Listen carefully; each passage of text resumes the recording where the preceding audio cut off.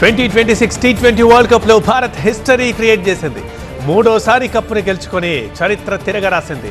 విశ్వ విజేతగా నిలిచింది. ఫైనల్లో న్యూజిలాండ్ పై 96 పరుగుల తేడాతో గెలిచి గ్రాండ్ విక్టరీ కొట్టింది. సూర్యసేన విజృంభణతో ముచ్చటగా మూడోసారి టీ20 వరల్డ్ కప్ సొంతం చేసుకుంది భారత్. ఫస్ట్ బ్యాటింగ్ చేసిన టీమిండియా 20 ఓవర్లకు 255 పరుగులు చేసింది. లక్ష్య ఛేదనలో కివీస్ 159 పరుగులకి ఆల్అౌట్ అయింది. టీమిండియా ఓపెనర్లు ఇరగదీశారు. సంజు శాంసన్ 89 పరుగులతో మరోసారి సూపర్ నాక్ ఆడారు. అభిషేక్ శర్మ, ఇషాన్ కిషన్ గ్రౌండ్ ని షేక్ చేశారు. అభిషేక్ 52, ఇషాన్ 54 పరుగులతో కివీస్ బౌలర్లని ఊచకోత కోశారు. న్యూజిలాండ్ 19 ఓవర్లలో 159 పరుగులకి ఆల్అౌట్ అయింది. న్యూజిలాండ్ బ్యాటర్లు టీమ్ సీఫర్డ్ 52 పరుగులు, కెప్టెన్ మిషెల్ శాంటా 43 పరుగులు చేశారు. కివీస్ ని కట్టడి చేయడంలో భారత బౌలర్లు సమిష్టిగా రాణించారు. విధ్వంసకర బ్యాటర్లను పవర్ ప్లేలోనే వరుసగా పెవిలియన్కి పంపించి మ్యాచ్ ని వన్ సైడ్ చేసేశారు. భారత బౌలర్లలో అక్షర్ కీలకమైన 3 వికెట్లు తీశాడు. ఇక 4 వికెట్లు తీసి కివీస్ నడ్డి విరిచాడు బుమ్రా. హార్దిక్ పాండ్యా, వరుణ్ చక్రవర్తి, అభిషేక్ శర్మలు తలో వికెట్ తీసి మ్యాచ్ ముగించారు. ప్లేయర్ ఆఫ్ ది మ్యాచ్ గా Jasprit Bumrah, player of the series గా సంజు శాంసన్ నిలిచారు. టీ20 వరల్డ్ కప్ కైవసంతో దేశవ్యాప్తంగా సంబరాలు అంబరానంటాయి. భారీ సంఖ్యలో రోడ్లపైకొచ్చిన క్రికెట్ ఫ్యాన్స్ వేడుకలు చేసుకున్నారు. జాతీయ జెండాలతో బైక్ ర్యాలీలు చేశారు. దేశంలోని ప్రధాన నగరాలన్నీ జయ హో భారత్ నినాదాలతో పోరెత్తిపోయాయి. టపాసులు కాలుస్తూ స్వీట్లు పంచుకుంటూ సంబరాలు చేసుకున్నారు. టీమిండియా మూడోసారి టీ20 వరల్డ్ కప్ గెలవడంతో భారత్ మొత్తం మురిసిపోయింది. చిన్న పెద్ద తేడా లేకుండా రోడ్లపైకొచ్చి టీమిండియా విజయాన్ని ఫుల్ ఎంజాయ్ చేశారు. విదేశాల్లో కూడా భారతీయులు సంబరాలు చేసుకున్నారు. అమెరికా వర్జీనియాలో ఇండియన్స్ సంబరాలు చేసుకున్నారు. డాన్సులు చేస్తూ క్రాకర్స్ పేలుస్తూ హంగామా చేశారు. సూర్యకుమార్ సేనకి అభినందనలు తెలిపారు. మూడోసారి జగజ్జేతగా నిలిచిన టీమిండియాకి అభినందనలు వెల్లువెత్తుతున్నాయి. సూర్యకుమార్ సేనపై రాష్ట్రపతి ముర్ము, ప్రధాని మోదీ ప్రశంసలు కురిపించారు. ఫైనల్లో అద్భుతంగా ఆడి ప్రతి భారతీయుడిని గర్వపడేలా చేశారంటూ కీర్తించారు. టీమిండియాకి అభినందనలు తెలిపారు. టీమిండియాకు తెలుగు రాష్ట్రాల సీఎంలు రేవంత్, చంద్రబాబులు అభినందనలు తెలిపారు. పవన్, జగన్, రాహుల్, కిషన్ రెడ్డి, బండి సంజయ్లు అభినందనలు తెలిపారు. మీ గెలుపుని చూసి యావత్ భారత్ గర్వపడుతోందని అన్నారు. టీమిండియా వరల్డ్ కప్ గెలవడంతో తెలుగు సినీ ప్రపంచం మురిసిపోయింది. ఆనందంతో టీమిండియాని అభినందించారు. యావత్ భారతీయులంతా గర్వపడేలా చేశారంటూ చిరంజీవి, మహేష్ బాబ్, రామ్ చరణ్ సహా చాలా మంది సినీ ప్రముఖులు సూర్యకుమార్ సేనని అభినందించారు. టీమిండియా టీ20 ప్రపంచ కప్ ని నెగ్గిన కెప్టెన్లు ధోని, రోహిత్ శర్మ తర్వాత మూడో కెప్టెన్ గా సూర్యకుమార్ యాదవ్ నిలిచాడు. సారథ్యం చేపట్టిన తర్వాత తొలిసారే మెగా టోర్నీలో జట్టును గెలిపించిన ధోని సరసన సూర్య చేరాడు. టైటిల్ నెగ్గాక కోచ్ గౌతమ్ గంభీర్తో కలిసి కెప్టెన్ సూర్య ప్రెస్ కాన్ఫరెన్స్ లో మాట్లాడాడు. రిటైర్మెంట్ పై ఒక రిపోర్ట్ అడిగిన ప్రశ్నకి సూర్య సమాధానం ఇచ్చాడు. అంతా బానే ఉంది కదా, ఇప్పుడు దాని గురించి ఆలోచన ఎందుకు అంటూ సూర్య మాట్లాడాడు. Team India coach Gautam Gambhir Champions Trophy, టీ20 వరల్డ్ కప్, ఏషియా కప్ గెలిచిన కోచ్ గా రికార్డుకెక్కారు. ఆటగాడిగా 2007 టీ20 ప్రపంచ కప్, 2011 వన్డే ప్రపంచ కప్లలో భాగమైన గంభీర్ ఇప్పుడు టీ20 ప్రపంచ కప్ గెలిచిన జట్టుకి కోచ్ గా వ్యవహరించాడు. 2024లో కోచ్ గా బాధ్యతలు స్వీకరించినప్పటి నుంచి పొగడ్తల కంటే విమర్శలు ఎక్కువగా గౌతమ్ గంభీర్ ని ఎదుర్కొన్నారు. ఎయిర్ ఇండియా కీలక ప్రకటన చేసింది. 9 అంతర్జాతీయ మార్గాల్లో ఎయిర్ ఇండియా అదనపు సర్వీసులు నడుపుతున్నట్టు ప్రకటించింది. పశ్చిమాసియాలో కొనసాగుతున్న ఉద్రిక్తతల కారణంగా రేపటి నుంచి ఈ నెల 18 దాకా 78 విమానాల్ని అదనంగా నడుపుతున్నట్లు ఎయిర్ ఇండియా అనౌన్స్ చేసింది. పశ్చిమాసియా పరిస్థితిపై ఇవాళ పార్లమెంట్లో భారత విదేశాంగ శాఖ మంత్రి జయశంకర్ ప్రకటన చేయనున్నారు. ఉదయం 11 గంటలకి రాజ్యసభలో, మధ్యాహ్నం 12 గంటలకి లోక్సభలో స్టేట్మెంట్ ఇస్తారు. జయశంకర్ ప్రకటనపై ఉత్కంఠ నెలకొంది. ఇవాళ నుంచి 2వ విడత పార్లమెంట్ సమావేశాలు జరగనున్నాయి. ఏప్రిల్ 2 దాకా సమావేశాలు కొనసాగుతాయి. ఇవాళ స్పీకర్ ఓం బిర్లాపై అవిశ్వాస తీర్మానంతో పాటు పలు బిల్లులపై పార్లమెంటు సమావేశాల్లో చర్చ జరగనుంది. ఈ రోజు నంద్యాల జిల్లాలో ఏపీ సీఎం చంద్రబాబు నాయుడు పర్యటించనున్నారు. రైతులకి పట్టాదార్ పాస్ పుస్తకాలు పంపిణీ చేస్తారు. కొత్త బురుజులో పాస్ పుస్తకాల పంపిణీలో సీఎం పాల్గొంటారు. రైతులు, కార్యకర్తలతో సమావేశం కానున్నారు. అనంతరం బహిరంగ సభలో సీఎం చంద్రబాబు ప్రసంగిస్తారు. సీఎం పర్యటన ఏర్పాట్లను ఇప్పటికే అధికారులు పూర్తి చేశారు. తెలంగాణ ప్రభుత్వం ప్రతిష్టాత్మకంగా చేపట్టిన 99 రోజుల యాక్షన్ ప్లాన్ పై ఇవాళ సీఎం రేవంత్ సమీక్ష చేస్తారు. రాష్ట్రంలో జరుగుతున్న 99 డేస్ యాక్షన్ ప్లాన్ పై అధికారుల్ని ఆరా తీస్తారు. అలాగే ఇవాళ కూకట్పల్లిలో పర్యటించి ఆధునీకరించిన చెరువుని ప్రారంభిస్తారు. హైదరాబాద్ అంటేనే రాక్స్ అండ్ లేక్స్ అని ముఖ్యమంత్రి రేవంత్ రెడ్డి చెప్పారు. పాతబస్తీలో పర్యటించిన ఆయన బుమ్రక్ ఉద్దావుల చెరువుని ప్రారంభించారు. ఇది ఓల్డ్ సిటీ కాదు, ఒరిజినల్ సిటీ అంటూ కీర్తించారు. ఒక పక్క గోల్కొండ, మరోపక్క చార్మినార్ తో చారిత్రక కట్టడాలకు హైదరాబాద్ పెట్టింది పేరు అన్నారు. బుమ్రక్ ఉద్దావుల చెరువులో ఆక్రమణల్ని కూల్చివేస్తుంటే అందరూ తిట్టారు. ఇప్పుడు చెరువుని చూసి అంతా సంతోషపడుతున్నారని అన్నారు సీఎం రేవంత్. పాతబస్తీ వేగంగా డెవలప్ అవుతోందని ఎంపీ అసదుద్దీన్ ఓవైసీ అన్నారు. మెట్రో రైలు పనులు కూడా వేగంగా జరుగుతున్నాయని చెప్పారు. చెరువుని అభివృద్ధి చేసిన రేవంత్కి ధన్యవాదాలు తెలిపారు. త్వరలో 360 కోట్లతో మీరాలం చెరువుపై బ్రిడ్జికి శంకుస్థాపన చేయబోతున్నట్టు తెలిపారు. ఈ నెల 14న పాతబస్తీలో అభివృద్ధి పనుల్ని సీఎం రేవంత్ చేతుల మీదుగా ప్రారంభిస్తామన్నారు ఓవైసీ. హెచ్సీఏలో డబ్బులు తీసుకుని సెలెక్ట్ చేసే దుస్థితి మారాలని కేంద్ర మంత్రి బండి సంజయ్ హెచ్చరించారు. ప్రతిభతో క్రీడల్లో రాణించే పరిస్థితి లేకుండా పోవడం బాధాకరమన్నారు. ప్రతిభకి పట్టం కట్టడంతో పాటు మౌలిక సదుపాయాలు కల్పించడమే లక్ష్యంగా కేంద్రం ఖేలో ఇండియా మిషన్ ఏర్పాటు చేసింది అన్నారు. కామారెడ్డిలో మిస్ అయిన 2 చిన్నారుల ఆచూకీ ఇంకా లభించలేదు. చిన్నారుల ఆచూకీ కోసం గాలింపు కొనసాగుతోంది.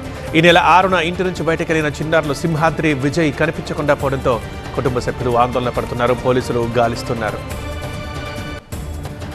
నాగర్ కర్నూలు జిల్లా కోడేరు మండలంలో చిరుత కలకలం రేపుతోంది. నరసాయిపల్లి, మైలారం గ్రామాల్లో చిరుత అలజడితో స్థానికులు భయాందోళన పడుతున్నారు.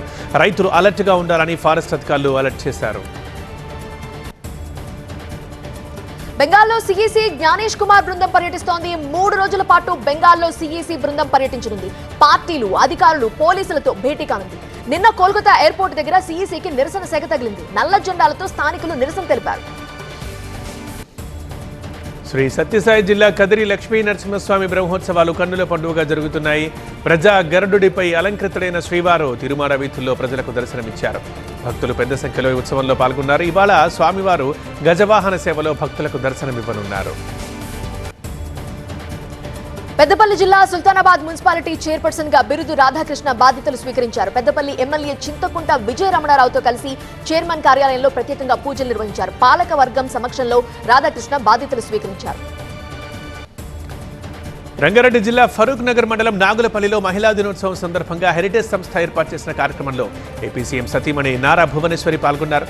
మహిళా పాడి రైతుల్ని సన్మానించారు. సమాజంలో ప్రతి మహిళ అంకిత భావంతో పనిచేస్తున్నారని కొనియాడారు భువనేశ్వరి.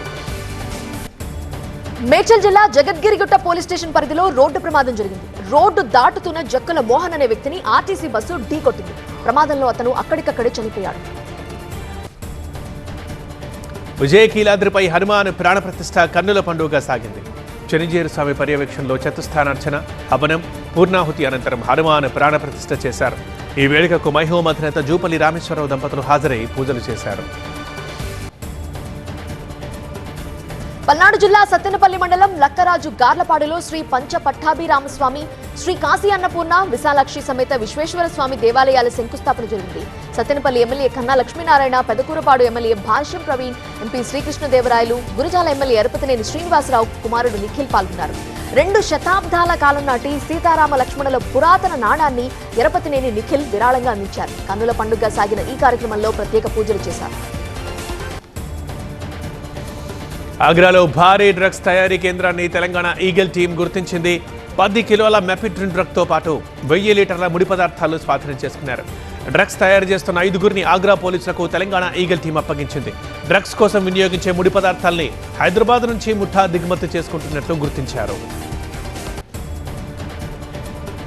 బెంగళూరులో ఎన్టీఆర్ ఫ్యాన్స్ హంగామా చేశారు. బెంగళూరులో ఒక ప్రైవేట్ ప్రోగ్రామ్ కి ఎన్టీఆర్ హాజరయ్యారు. సీఎం సీఎం అంటూ ఫ్యాన్స్ నినాదాలు చేశారు. ఎన్టీఆర్ వస్తున్నారనే విషయం తెలుసుకున్న అభిమానులు పెద్ద సంఖ్యలో తరలివచ్చారు. కిలోమీటర్ల మేర వారు బారులు తీరారు. ఢిల్లీలో పలు అభివృద్ధి కార్యక్రమాలకు ప్రధాని మోదీ శ్రీకారం చుట్టారు. 33,000 కోట్ల అభివృద్ధి పనుల్ని ప్రారంభించారు. Majlis park, Maujpur, Babarpur corridor, Deepali Chowk, Majlis park కారిడార్లని ప్రధాని ప్రారంభించారు. ఢిల్లీలో ఇరాన్ ప్రత్యేక ప్రతినిధి అబ్దుల్ మజీద్ హకీం ఇలాహీనితో కేఏ పాల్ సమావేశమయ్యారు. శాంతి స్థాపన కోసం కేఏ పాల్ చేస్తున్న ప్రయత్నాల్ని అబ్దుల్ మజీద్ అభినందించారు.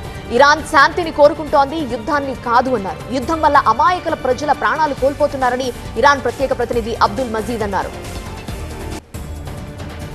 బీహార్ సీఎం నితీష్ తనయుడు నిశాంత్ రాజకీయాల్లోకి ఎంట్రీ ఇచ్చారు.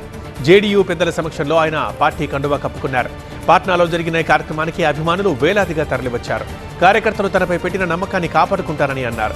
తన తండ్రి నితీష్ 20 ఏళ్లుగా చేసిన సేవల్ని చూసి బీహార్తో పాటు దేశము గర్వపడుతోందన్నారు నిశాంత్. రాజ్యాంగబద్ధమైన అత్యున్నత పదవిలో ఉన్న రాష్ట్రపతిని మమతా బెనర్జీ అవమానించారని అన్నారు బీజేపీ నేత రవిశంకర్ ప్రసాద్. ఎయిర్పోర్ట్ సమీపంలోని హాల్లో రాష్ట్రపతి కార్యక్రమాన్ని నిర్వహించాల్సి వచ్చిందన్నారు. మమతా బెనర్జీ రాజ్యాంగం గురించి మాట్లాడటం మానేయాలి అన్నారు. మహిళలంతా వారి ఆకాంక్షల ప్రకారమే ముందుకు సాగాలని కాంగ్రెస్ అగ్రనేత రాహుల్ గాంధీ పిలుపునిచ్చారు. సమాజ నిర్బంధంలో ఉండిపోవద్దన్నారు. మహిళల బలము, ధైర్యము సమాజాన్ని భవిష్యత్ వైపు నడిపించాలని కోరారు. కేరళంలో విమెన్స్ డే వేడుకల్లో పాల్గొన్న రాహుల్ గాంధీ విద్యార్థులతో కలిసి భోజనం చేశారు. మమతా బెనర్జీకి వ్యతిరేకంగా హైదరాబాద్ బీజేపీ కార్యాలయం దగ్గర పార్టీ శ్రేణులు నిరసన తెలిపారు. రాష్ట్రపతి ముర్ముని అవమానించారంటూ ఆందోళనకు దిగారు. రాష్ట్రపతి బెంగాల్ సీఎం మమతా బెనర్జీ క్షమాపణలు చెప్పాలని డిమాండ్ చేశారు. మమతా బెనర్జీ దిష్టిబొమ్మని బీజేపీ నేతలు దగ్ధం చేశారు. అమెరికా, ఇజ్రాయెల్ దాడులు, ఇరాన్ ప్రతి దాడులతో పశ్చిమాసియాలో ఉద్రిక్త పరిస్థితులు నెలకొన్నాయి.